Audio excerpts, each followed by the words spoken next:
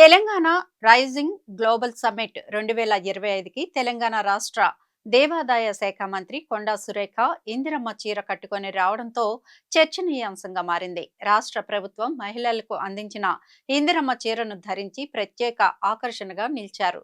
ఈ సందర్భంగా ఆమె మాట్లాడుతూ, గత ప్రభుత్వం బతుకమ్మ చీరల పేరుతో నాణ్యత లేని చీరలను పంపిణీ చేసిందని ఆరోపించారు.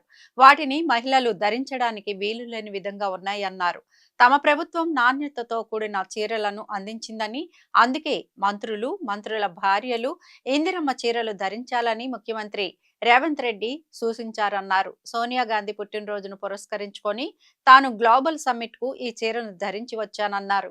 తమది ఇందిరమ్మ పాలన అని కొండా సురేఖ స్పష్టం చేశారు. తెలంగాణ రైజింగ్ గ్లోబల్ సమ్మిట్ ను గోబెల్ సమ్మిట్ అంటూ విమర్శలు చేస్తున్న బీఆర్ఎస్ పై మంత్రి కొండా సురేఖ ఆగ్రహం వ్యక్తం చేశారు.